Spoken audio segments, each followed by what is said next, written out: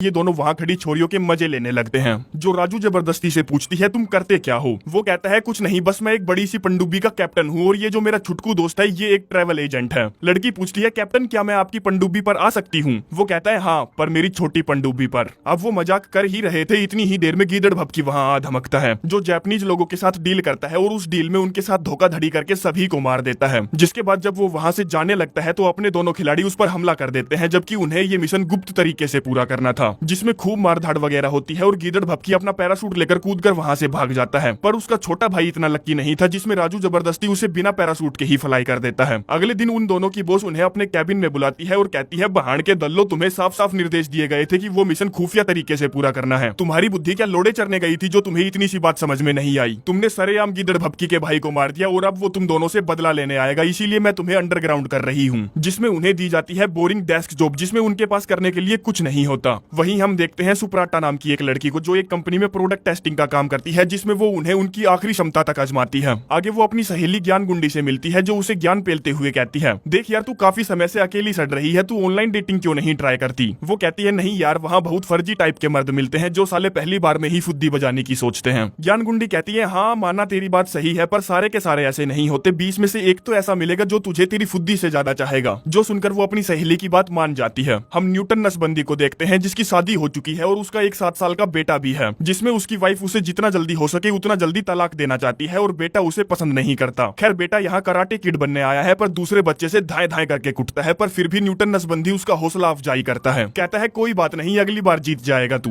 बेटा कहता है क्या जानते हो आप फाइटिंग के बारे में, आप तो सिर्फ ट्रैवल एजेंट हो। जिससे हम ये समझ पाते हैं कि इसके एजेंट होने के बारे में किसी को कानो कान खबर नहीं है। इसी वजह से उसका बेटा और उसका ट्रेनर उसे हल्के में लेते हैं। खैर न्यूटन नसबंदी अपनी वाइफ के साथ अपना रिश्ता सुधारना चाहता है, पर वो चाहे कितनी भी कोशिश कर ले, उसकी नकचड़ी वाइफ उसे बिल्कुल भी भाव नहीं देती, क्योंकि परिवार क्या होता है न्यूटन नसबंदी को घंटा भी नहीं पता था। वहीं काम करते वक्त सुप्राटा अपनी ऑनलाइन डेटिंग ऐप खोलती है तो उसे देखने को मिलती है न्यूटन नसबंदी की प्रोफाइल, जो किसी ऐसी चिड़िया की तलाश में था जिसके वो पर काट सके, जिसको अपनी सुप्राटा क्यूट बोलकर रिक्वेस्ट भेज देती है। राजू जबरदस्ती कहता है देख भाई, मैं भी तेरे साथ डेट पर चलूंगा, क्योंकि तूने काफी टाइम से किसी लड़की को डेट नहीं किया। न्यूटन नसबंदी कहता है नहीं, मैं तुझे अपने साथ लेकर नहीं जाऊंगा। वो कहता है देख भाई, मुझे चलने दे तेरे साथ, मैं वादा करता हूँ मैं तुझसे 100 गज की दूरी पर रहकर दूरबीन से नजर रखूंगा ताकि तू कुछ भी गड़बड़ ना करे। नसबंदी कहता है ना, और ना का मतलब होता है ना, बिकॉज ऑफ प्राइवेसी मैटर। खैर उसकी सुप्राटा के साथ मुलाकात होती है, जहां दोनों एक दूसरे को बहुत पसंद आते हैं, जिसमें न्यूटन उसे बता देता है कि उसका एक 7 साल का बेटा है और वाइफ है जिसकी उसके साथ कुछ खास नहीं जमी। जिसके बाद वो दोनों घर पर चलकर शांति से मूवी देखने का प्लान बनाते हैं, जिसमें सुप्राटा डीवीडी स्टोर से कोई अच्छी सी फिल्म खरीदने जाती है, जहां सेम डीवीडी पर हाथ मारते हुए उसकी मुलाकात होती है राजू जबरदस्ती से, जो बिल्कुल भी नहीं जानता था कि सुप्राटा उसके दोस्त की डेट है। जिस वजह से वो उस पर लाइन मारने लगता है, कहता है तुम चाहो तो ये डीवीडी ले सकती हो, पर तुम्हें ये डीवीडी कुछ खास पसंद नहीं आएगी। सुप्राटा पूछती है तुम्हें कैसे पता मुझे ये पसंद नहीं आएगी। वो कहता है क्योंकि मैं फिल्मों के बारे में और महिलाओं के बारे में बहुत कुछ जानता हूँ। सुप्राटा कहती है तो भड़वे बता मुझे क्या चाहिए, जिसमें वो उसको काफी सारी फिल्में सजेस्ट करता है, पर उन फिल्मों के बारे में वो उससे कहीं ज्यादा जानती थी। कहती है मैं जानती हूँ तू यहाँ डीवीडी स्टोर में क्या कर रहा है, तुझे लगता है अगर कोई लड़की डीवीडी खरीद रही है मतलब वो अकेली है, और अकेली लड़की खुली तिजोरी होती है, पर मैं वो तिजोरी नहीं हूँ, लगा रहा अपनी तलाश में। जिसका वैसा एटीट्यूड राजू जबरदस्ती पर जबरदस्त वाला प्रभाव डालता है, तो वो उसे ढूंढने के लिए, अता पता ठिकाना जानने के लिए CIA के कंप्यूटर ऑपरेटर से डीवीडी स्टोर का डाटाबेस हैक करवाता है,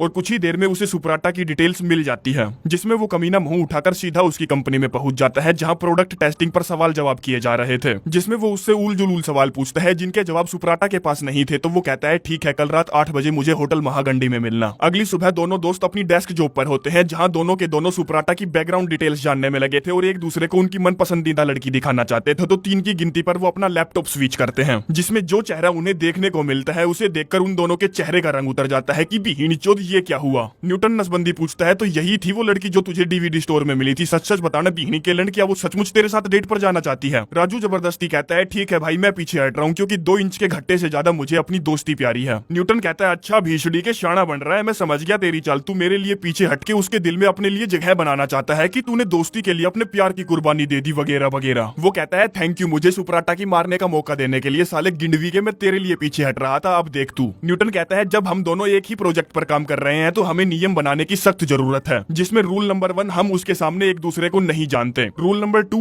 हम एक दूसरे का रास्ता नहीं काटेंगे, रूल नंबर 3 हम दोनों में से कोई भी उसकी गुफा का पहरेदार नहीं बनेगा जब तक कि वो हम दोनों में से किसी एक को नहीं चुन लेती। जिसके बाद शाम के टाइम न्यूटन नसबंदी उसके साथ डेट पर जाता है, जहां वो दोनों मेले में घूमते हैं, फिरते हैं, मजे लेते हैं। फिर न्यूटन नसबंदी उसे खाली पड़े सर्कस की जगह ले जाता है, जहाँ वो दोनों कुछ देर बंदरों की तरह उछल कूद करते हैं और फिर एक दूसरे का थूक चाटते हैं। जिस सबके बीच राजू जबरदस्ती न्यूटन के पास बार बार कॉल किए जा रहा था कि भाई जल्दी वापस आ जा, 8 बजे मुझे भी उसके साथ डेट पर जाना है, पर वो उसकी एक भी कॉल पिक नहीं करता। जिसके बाद सुप्राटा अपनी सहेली ज्ञानगुंडी के पास कॉल करके पूछती है कि क्या मुझे एक साथ 2 लड़कों को डेट करनी चाहिए या नहीं। वो कहती है बे साली देख मेरी शादी हो चुकी है और रोज रात को 9 बजे मुझे वही सेम लोड़ा लेना पड़ता है, पर तेरे पास चॉइस है भाई आडे तिरछे लंबे छोटे मोटे पतले कारे भूरे लेने की, तो जितने मर्जी आए उतने ले, चाहे इकट्ठे 4-4 5-5 ले ले, कोई दिक्कत नहीं। जिस चूतिया की सलाह मानकर वो राजू जबरदस्ती के साथ डेट पर जाती है, जो उसकी डायरेक्ट एक महंगे से बार में विदाउट वेटिंग एंट्री करवाता है, जहाँ का नजारा देखकर उसका मूड बदल जाता है, तो वो वहाँ से सीधा बाहर आ जाती है। राजू जबरदस्ती उसके पीछे पीछे आता है और कहता है चल ना यार हम अभी तो आए हैं। वो कहती है मैं वो लड़की नहीं जो तुम्हारे लिए बनी हूँ, जा किसी और को ढूंढ। जो सुनकर जबरदस्ती कहता है इतने भाव नहीं उठते मुझसे किसी के, अपनी गींड मरा निकल यहाँ से। जिसमें जैसे ही वो पलटकर जाने लगती है तो देखती है सामने से उसका एक्स बॉयफ्रेंड आ रहा है उसकी फियोन्से के साथ, जिसके सामने वो हवा बनाना चाहती थी, तो वो जबरदस्ती को जबरदस्ती पकड़ लेती है और उसे जबरदस्ती चूसने लगती है। जो सब उसका एक्स बॉयफ्रेंड देखता है तो कहता है अरे छोड़ भी दे कितना थूक चाटेगी, जिस पर वो ऐसे अनजान बन जाती है जैसे उसने तो उसे देखा ही नहीं था। कहती है ये मेरा बॉयफ्रेंड है और ये एक सर्जन है। जो सुनकर उसके एक्स बॉयफ्रेंड की शकल धोली हो जाती है और उसकी फियोन्से के मुंह से निकलता है अरे वाह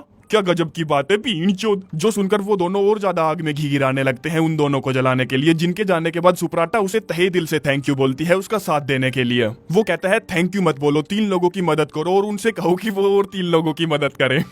सुप्राटा कहती है हाँ बहुत सुन लिया ये तेरा 3 लोगों की मदद करो, लोडा करो, लहसन करो, ये बता चलना कहाँ है तेरे साथ। जिसमें वो उसे एक छोटी सी पिज्जा की दुकान पर ले जाता है, जहाँ वो दोनों एक दूसरे से काफी देर तक बात करते हैं, जिसमें सुप्राटा इसे भी पसंद करने लगती है। अगले दिन दोनों दोस्त अपने कार्यालय में मिलते हैं। न्यूटन नसबंदी कहता है मैं उसे बहुत पसंद करता हूँ, तू पीछे हट जा, जैसा तूने पहले बोला था कि तू मेरे लिए पीछे हट जाएगा। वो कहता है चल बावड़ी गींड किस्मत और मैं सिर्फ एक बार ही मौका देते हैं, दोबारा तो गींड पर लात पड़ती है तो मैं नहीं हटूंगा, पीछे तुझे हटना है तो अपना देख ले। न्यूटन कहता है ठीक है तो तू पीछे नहीं हटेगा तो मैं एक बात साफ कर देता हूँ, जब मैं उसके साथ डेट पर गया था ना तब मैंने झूले पर झूलते वक्त उसकी चुम्मी ली थी। वो कहता है क्या बात कर रहा है यार तूने उसकी चुम्मी ली थी? मुझे तो भाई दी थी उसने, क्या चूसती है यार भाई, मेरी जीभ से अपनी जीभ की गांठ बांध दी थी उसने और मुझे नहीं लगता कि वो हम दोनों की आखिरी किस थी, आगे देखता जा क्या क्या होता है। जो सुनकर न्यूटन की आग बबूला हो जाती है तो कहता है साले तू जानवर है देख लूंगा तुझे मैं। जिसके बाद दोनों के दोनों हरामी उस बेचारी सुप्राटा के घर में दबे पाव घुसते हैं, जिसमें वो कहीं माइक छुपा कर लगाते हैं तो कहीं कैमरा छुपा कर लगाते हैं, जिस सब के बारे में सुप्राटा के देवता तक को भी भनक नहीं लगती। जिस सब के बीच एक दिन वो अपना छोटा सा मिशन भी पूरा करते हैं, जिसमें वो गीदड़ भपकी के एक अकाउंटेंट को धर दबोचते हैं। वहीं सुप्राटा अपनी सहेली ज्ञानगुंडी को सलाह मशवरा करने अपने घर बुलाती है, जहाँ वो उसे राजू और न्यूटन दोनों की फोटो दिखाती है, जिन्हें देखकर वो कहती है देखने में तो दोनों ही तगड़े लगते हैं। ऐसा फील होता है कि ये दोनों खींच खींच के शॉट मारते होंगे। जो सब ये दोनों दोस्त अपने पर्सनल कैबिन में बैठकर देख और सुन रहे थे कि भेषड़ी की ज्ञानगुंडी उसे क्या क्या गंदा ज्ञान दिए जा रही है। कहती है तुझे बारी बारी से दोनों का लेना होगा, जिसमें जो भी ज्यादा देर तक तेरे मैदान में डटा रहेगा वो जीत जाएगा। चल अब तू ये बता तुझे दोनों में से कौन सा ज्यादा पसंद है? वो कहती है मुझे दोनों के दोनों बराबर पसंद है। ज्ञानगुंडी कहती है ये तो हो ही नहीं सकता, क्योंकि मुझे मेरे हस्बैंड के 2 आंडों में से एक आंड ज्यादा पसंद है, जबकि दोनों आंड उसी के ही हैं, तो अब बता तुझे किसमें क्या क्या कमियां दिखती है। वो कहती है हाँ कुछ बातें तो हैं, जैसे कि राजू जबरदस्ती के हाथ छोटे छोटे हैं जैसे कि वो लड़कियों के हाथ हों। जो सुनकर न्यूटन नसबंदी उस पर खिलखिलाकर हंसता है, कहता है साले तेरे हाथों से तो मैं मुट्ठी मरवाऊंगा किसी दिन। जिसके बाद बारी आती है न्यूटन नसबंदी की। कहती है उस साले की शकल देखकर ऐसा लगता है कि उसका घोड़ा छोटा होगा। खैर जो भी हो मैं उलझन में फंसी हुई हूँ, इसीलिए मुझे उन दोनों में से किसी एक को चौकीदार चुनने के लिए 1 हफ्ते का समय चाहिए। जिसके बाद दोनों दोस्त अपनी अपनी टीम से सुप्राटा की फेवरेट चीजों की लिस्ट बनाने के लिए कहते हैं, ये बोलकर कि सुप्राटा का कोई गहरा संबंध है गीदड़ भपकी के साथ। आगे न्यूटन नसबंदी एक पुरानी शिकार उठाता है जो सुप्राटा की चाइल्डहुड फेवरेट थी, जिसको वो उसे चलाने के लिए देता है ताकि वो उससे पट जाए। जिन दोनों पर राजू जबरदस्ती ड्रोन से नजर रखता है कि वो क्या क्या करते हैं, जिस ड्रोन को न्यूटन नसबंदी चुपचाप शूट करके उड़ा देता है। और जब सुप्राटा उससे पूछती है ये गोलियों की आवाज कैसी, तो वो कहता है ये गाड़ी के एग्जॉस्ट की आवाज है। आगे बारी आती है राजू जबरदस्ती की, जो उसे उसकी पसंद के हिसाब से गुस्तावो द गंडी की पेंटिंग्स दिखाता है। कहता है ये मैंने खरीद रखी है, जिनकी वो उसे खासियत वगैरह भी समझाता है। जिसमें एक पेंटिंग को देखकर वो उसके क्लोज आ जाती है और उसके कंधे पर अपना सर रख देती है। जिसके बाद सुप्राटा अपनी सहेली ज्ञानगुंडी से मिलती है, जिनकी बातें राजू जबरदस्ती अपने कैबिन में बैठकर सुन रहा था। कहती है राजू जबरदस्ती की आंखें सचमुच बहुत प्यारी है, उन्हें देखकर मेरा तो पिघल जाने का मन करता है, पर मुझे उसकी एक चीज सताती है कि वो हमेशा नौजवान लड़कों की तरह पेलम पाली करने में उत्सुक लगता है। मुझे नहीं लगता कि उसे खुद से ज्यादा किसी और चीज की परवाह होगी। जिसमें राजू जबरदस्ती उसे पेट शेल्टर में ले जाता है और कहता है यार मुझे है ना जानवरों की बहुत परवाह है और मैं यहाँ अक्सर आता हूँ क्योंकि हमें एक दूसरे की परवाह करनी चाहिए। जो जानकर सुप्राटा को बहुत अच्छा लगता है कि यार ये दूसरों की परवाह भी करता है, गजब। आगे वो अपनी सहेली से न्यूटन नसबंदी के बारे में बात करती है, जो सब वो अपने कैबिन से बैठकर देख और सुन रहा था। कहती है मैंने जीवन में जितना मजा उसके साथ लिया ना, आज तक किसी के साथ नहीं लिया। पर उसके साथ मुझे एक समस्या लगती है कि यार वो कुछ ज्यादा ही शरीफ सा और स्वीट सा बंदा है। मुझे नहीं लगता अगर किसी दिन उसकी लड़ाई हो गई तो वो डटकर लड़ भी पाएगा। जिसमें न्यूटन नसबंदी उसे एक खेल के मैदान में ले जाता है, जहाँ कलर बॉल गन से खेला जाता है, जो लगने पर भयंकर वाला दर्द होता है, जिसमें वो बिल्कुल एजेंट की तरह खेलकर दिखाता है और दिखाता है कि वो निडर है। जिससे वो पूछती है तूने ये सब करना कहाँ से सीखा, और गलती से एक कलर बॉल उसके अंडों पर पेल देती है, जिससे उसको भयंकर वाला दर्द होता है और उसकी आत्मा उसके शरीर को छोड़ने की गवाही देती है। जो सब सुप्राटा अपनी सहेली को बताती है, कहती है यार मैं क्या वीकनेस ढूंढूं उनमें। मैं कह रही थी राजू जबरदस्ती में दूसरों की परवाह करने की क्षमता नहीं है, तो उसने 12 साल की अंधी कुतिया गोद ले ली। वही न्यूटन नसबंदी मुझे सेफ नहीं लगता था, तो उसने मुझे ऐसे खेल कर दिखाया जैसे उसके सामने उसका प्रतिद्वंदी खड़ा ही ना हो सकता हो। मुझे लगता है मेरी जैसी सिचुएशन इस दुनिया में हर लड़की के साथ फंसती होगी कि वो किसे चुने और किसे ना। ज्ञानगुंडी कहती है ठीक है फिर दोनों से ब्रेकअप कर ले। वो कहती है मैं अब दोनों को अपनी गुफा का पहरेदार बनाकर देखूंगी और देखूंगी कि कौन सबसे ज्यादा देर तक पहरेदारी कर सकता है। जो सब कुछ ये दोनों वही देख और सुन रहे थे। कहते हैं यार हम दोनों के बीच में तो डील हुई थी कि हम तब तक उसकी गुफा की पहरेदारी नहीं करेंगे जब तक कि वो हम दोनों में से किसी एक को नहीं चुन लेती। पर अब क्या करें यार, हम तो धर्म संकट में फंस गए, पर जो भी हो हम अपने वचनों से बंधे रहेंगे। आगे न्यूटन नसबंदी उसकी पेलने के लिए उसे अपने घर ले जाता है, जहाँ जैसे ही कार्यक्रम शुरू होने वाला होता है, राजू जबरदस्ती जो उन दोनों पर नजर रखे बैठा था वहाँ बारिश करवा देता है, जिससे सारे माहौल पर पानी फिर जाता है। फिर बारी आती है राजू जबरदस्ती की, जो सुप्राटा की मारने के लिए उसे अपने घर ले जाता है, और जैसे ही कार्यक्रम शुरू होने वाला होता है वो बाथरूम करने जाती है, जिसमें जब तक वो बाहर आती है तब तक राजू जबरदस्ती गहरी नींद में सो चुका था, क्योंकि न्यूटन नसबंदी ने उसे बेहोशी वाले डांट से बेहोश कर दिया था। आगे अपनी एक पॉजिटिव साइड दिखाने के लिए राजू जबरदस्ती उसे अपने परिवार से मिलवाता है, जहाँ सुप्राटा को उसकी दादी के जरिए पता चलता है कि राजू पहली बार किसी लड़की को अपने घर लेकर आया है, जिससे वो ये समझ पाती है कि मैं उसके लिए कितनी स्पेशल हूँ। जिसके बाद पूरी फैमिली एक साथ डिनर करती है, जिस डिनर के बाद राजू जबरदस्ती सुप्राटा को उसके घर छोड़ने जाता है, जहाँ हो जाता है माहौल गर्म और हो जाती है उन दोनों के बीच में गहरी और लंबी खुदाई, जो सब न्यूटन नसबंदी की टीम देख और रिकॉर्ड कर रही थी। अगली सुबह सुप्राटा ज्ञानगुंडी के पास कॉल करती है और कहती है मैंने राजू जबरदस्ती से अपनी मरवा ली। वो पूछती है क्या बात कर रही हो यार, मजे आए या नहीं, तू चल भी पा रही है या नहीं। सुप्राटा कहती है हाँ भाई बहुत मजे आए, 5 गुना ज्यादा मजे आए, पर एक समस्या है यार, मुझे आज दोपहर न्यूटन नसबंदी से भी मिलना है। वो कहती है तो इसमें समस्या की क्या बात है, मिलना यार, जब तक तेरी शादी ना हो तब तक दबा कर लोड़े ले जितने तुझसे लिए जाएं। वहीं न्यूटन नसबंदी को उसकी टीम के जरिए पता चलता है कि भाई ने खड्डा खोद दिया, जिस सबसे उसको बहुत बहुत बहुत ज्यादा बुरा लगता है, पर अभी भी वो पीछे हटने के बारे में नहीं सोच रहा था। जिसमें वो अपनी टीम से कहकर अपने लिए एक फर्जी फैमिली बनाने के लिए कहता है, क्योंकि खुद तो वो अनाथ था। जो फर्जी फैमिली उसे मिल जाती है, जो देखने में बिल्कुल सुसभ्य लग रही थी। आगे लंच की लोकेशन पर जब वो फर्जी फैमिली पहुंचती है, तभी वहाँ राजू जबरदस्ती की टीम आती है, जो जबरदस्ती उन्हें किडनैप कर ले जाते हैं। फिर आती है वहाँ एक पिकअप, जिसमें से उतरते हैं कुछ टपोरी टाइप के लोग, जो जाकर सुप्राटा के साथ बैठ जाते हैं और कहते हैं हम न्यूटन नसबंदी की फैमिली हैं। तभी वहाँ न्यूटन भी आ जाता है, जो किसी से कुछ नहीं कहता, और भला कहता भी तो कहता क्या, जिसमें उसकी फर्जी बहन उसे चूस डालती है, जो देखकर राजू जबरदस्ती खिलखिलाकर हंस रहा था। जिसके बाद शुरू होती है असली वाली बकचोदी, जिसमें फर्जी बापू कहता है न्यूटन बेटा जब तू 10 या 11 साल का था तब तूने अपनी मूंगफली पकड़कर मुझसे कहा कि बापू मैं इसे कहाँ घुसाऊं, तब मैंने बोला था इसे मिट्टी में घुसा दे, तूने वो वाली बात सुप्राटा को बताई क्या। फर्जी बहन कहती है भाई तूने वो वाली बात बताई जब तूने अपनी लुल्लू मुझे देने की सोची थी। यार कैसा है भाई तू, जरूरी बातें तो तूने सुप्राटा को बताई ही नहीं। जो सब कुछ लिमिट से बाहर जा रहा था, तो सुप्राटा कहती है मुझे मेरा काम ध्यान आ गया, मैं अपना काम करने जा रही हूँ। जिसमें न्यूटन उसके पीछे पीछे जाता है और कहता है सॉरी यार मुझे नहीं पता वो लोग कहाँ से आ गए, मैंने तो अपने लिए एक सुसभ्य परिवार को काम पर रखा था। सुप्राटा पूछती है क्या मतलब तेरा, तूने परिवार को नौकरी पर रखा था। वो कहता है हाँ क्योंकि मेरा कोई परिवार नहीं है ना, मैं अनाथ हूँ, इसीलिए मैंने नकली परिवार को नौकरी पर रखा ताकि मैं तुझे पटा सकूं। जो सुनकर वो थोड़ी सी भावुक हो जाती है, कहती है पर तेरा परिवार है ना यार, तेरा बेटा।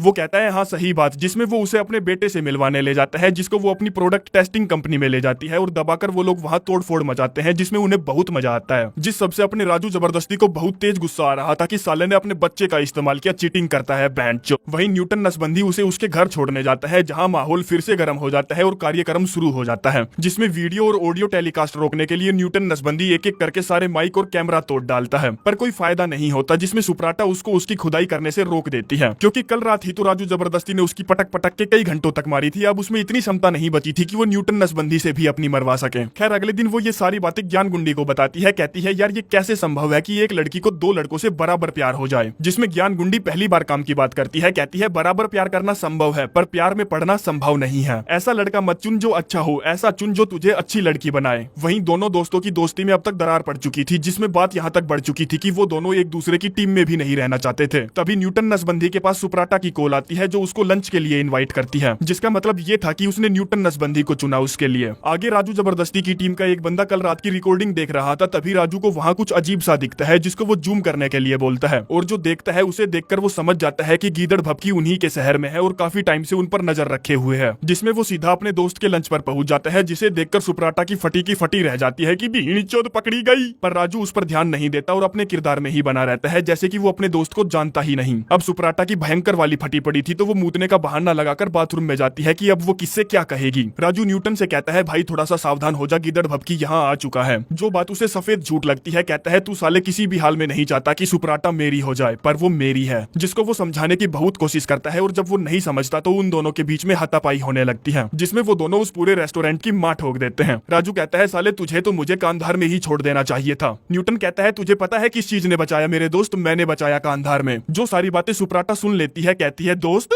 तुम दोनों दोस्त हो? वो कहते हैं, हाँ हम दोनों दोस्त हैं और एक दूसरे को जानते हैं। सुप्राटा कहती है, क्या था ये? यहाँ कोई गेम चल रहा है क्या, ये देखने के लिए कि लड़की सबसे पहले किसको मिलेगी? और गुस्सा होकर वहाँ से चली जाती है, जबकि कमीनी अपनी गलती नहीं देख रही कि कैसे वो दो लड़कों के साथ डेट पर डेट मारे जा रही थी। साला लड़कियों को भी समझना बहुत मुश्किल है। तब तक रेस्टोरेंट के बाहर ज्ञान गुंडी उसे पिक करने आ जाती है, जिसको वो बताती है कि वो दोनों कमीने एक दूसरे के दोस्त हैं। इतने में ही उनकी कार के आगे पीछे दो कैडिलैक आकर खड़ी हो जाती है, जिनमें से उतरता है अपने आदमियों के साथ गीदड़ भपकी, जो उन दोनों को किडनैप कर लेता है और फोन करके उन दोनों को बताता है कि तुम्हारी माल मेरे पास है, दम है तो ले जाओ। जिन दोनों को बचाने के लिए वो दोनों अंधे लोड़े की तरह निकल पड़ते हैं, जिसमें जैसे तैसे करके राजू जबरदस्ती सुप्राटा को अपनी कार में ले लेता है। फिर न्यूटन ज्ञान गुंडी की कार का टायर फाड़ देता है, जो इनबैलेंस होकर पानी में जा गिरती है, जो सब उसने उसकी जान बचाने के लिए किया। कार में सुप्राटा उनसे पूछती है, यहाँ साला ये चल क्या रहा है? जिसमें वो दोनों उसे सब कुछ सच सच बता देते हैं कि वो CIA एजेंट है, मच्छर की झाट है, वगैरह वगैरह। अब सड़कों पर काफी तमाशा हो रहा था तो वहाँ न्यूज चैनल हेलीकॉप्टर आ जाता है, जो सब कुछ फिल्माकर लाइव टेलीकास्ट कर रहा था, जो सब न्यूटन का बेटा और उसकी वाइफ देख लेते हैं और समझ जाते हैं कि वो कोई ट्रैवल एजेंट वगैरह नहीं है। तभी फ्लाईओवर खत्म हो जाता है और गीदड़ भपकी लगातार उन्हें कुचल कर मारने के लिए आगे बढ़ता जा रहा था, जिसमें दोनों उसकी गाड़ी पर अंधाधुन गोलियां चलाते हैं, पर गाड़ी बुलेट प्रूफ थी। सुप्राटा कहती है, सालो काहे के CIA एजेंट हो तुम लोग, उसकी हेडलाइट पर गोली चलाओ। उसकी गाड़ी बुलेट प्रूफ है, हेडलाइट नहीं, जिससे होता यह है कि हेडलाइट पर गोली चलाने से एयर बैग खुल जाता है और गीदड़ भपकी को आगे कुछ नहीं दिखाई देता। दरअसल सुप्राटा ने हेडलाइट पर गोली चलाने के लिए इसलिए बोला क्योंकि उसे हर प्रोडक्ट के बारे में अंदर तक जानकारी थी। दोनों दोस्त सुप्राटा को गाड़ी के आगे से हटने के लिए कहते हैं, पर वो पागल घोड़ी की तरह वहीं खड़ी रहती है, जिसमें गीदड़ भपकी की गाड़ी उनकी गाड़ी से टकराती है और फ्लाईओवर से नीचे जा गिरती है। फिर हम देखते हैं सुप्राटा मरी नहीं है, बच गई है, जिसने अपने लिए राजू जबरदस्ती को चुना है, बोले तो अब वो उसके साथ ही रहेगी। जिसके बाद दोनों दोस्त एक दूसरे से फिर से गले मिलते हैं कि लोंडिया के लिए परिवार तोड़ना अच्छी बात नहीं। आगे न्यूटन नसबंदी अपने बेटे और अपनी वाइफ से मिलता है, जो उसके साथ डिनर पर चलने के लिए कहती है। साली गोल्ड डिगर, जब उसे पता था ना कि वो ट्रैवल एजेंट है तो उसके साथ उसने रिश्ता तोड़ दिया, और अब जब पता चला वो CIA एजेंट है तो फिर से उसके साथ आ गई। अब